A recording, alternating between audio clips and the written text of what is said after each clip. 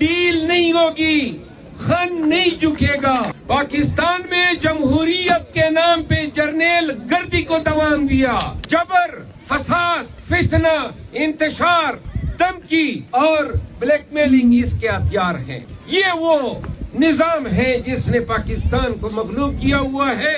2 سالوں سے یا 2.5 سالوں سے ہم پاکستان میں ایسا نظام دیکھ رہے ہیں جو پہلے 76 سالوں میں کسی نے نہیں دیکھا تھا۔ وہ نظام جو دھوکے پر، فریب پہ، غنڈہ گردی پر اور بدماشی کے زور پہ قائم کیا گیا ہے۔ پاکستان اور پاکستان کی دھرتی میں سے پیدا جو بھی انسان ہے، مسلمان ہے یا غیر مسلم ہے یا پاکستانی ہے، سب کے لیے 2 سالوں سے یا 2.5 سالوں سے ہم پاکستان میں ایسا نظام دیکھ رہے ہیں جو پہلے 76 سالوں میں کسی نے نہیں دیکھا تھا۔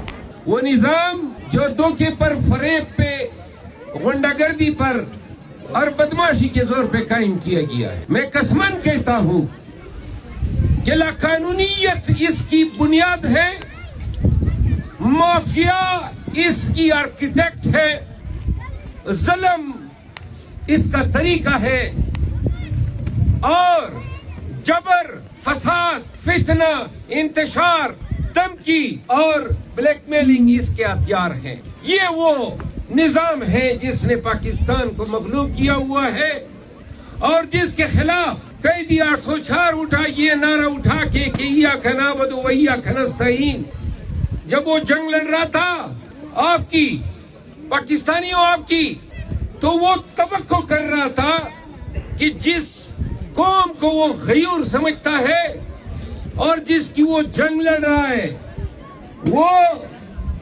اس کے ساتھ ناانصافی نہیں ہونے دیں گے۔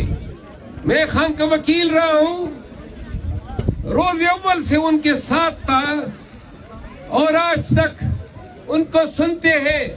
پاکستانیوں، کبھی بھی عمران خان نے پاکستانیوں کی بے رخی یا پاکستانیوں کی ان کی امیدوں پہ پورا نہ اترنے کا گلہ کبھی نہیں کیا ہے۔ کبھی اس نے یہ نہیں کہا ہے کہ میرے ساتھ ان ڈیتھ سیلوں میں کیا کیا مظالم نہ بڑھتے گئے۔ ایک آخری دفعہ انہوں نے کہا کہ 10 دن تاریک سیل میں رکھا، تنہا، ابھی یہ گزشتہ 20 ایام قبل، اور یہ وہ شخص ہے۔ میں آپ کو پاکستانیوں سن لو، جب بھی جاتے ہیں وہ کہتا ہے لوگوں کو بتا دو کہ ڈیل نہیں ہوگی، خن نہیں جھکے گا۔ مصلحتوں کی سیاست نے، وقتی تقاضوں کی سیاست نے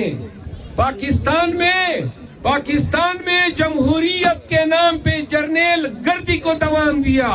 خیبر پختونخوا کے لوگوں کہ آج بھی ہمارے خیبر پختونخوا کے اقدار، ہمارے ویلیوز، ہمارے لوگوں کے اوصاف، ہمارے اسلاف کے اوصاف آج ہمارے درمیان اتنے برے وقت میں بھی ہمیں امید دلاتی ہے۔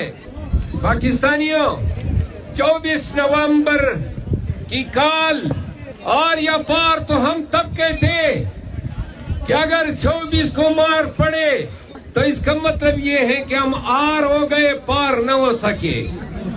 نہیں، یاد رکھو، مار بھی پڑے گی اور ہم ان کو کہتے ہیں مارو ہمیں، اتنا مارو کہ تمہارے دل میں ٹھنڈک آ جائے، کیونکہ ہمارا بہت بڑا قصور ہے اور وہ قصور ہے کہ ہم پاکستانی ہیں۔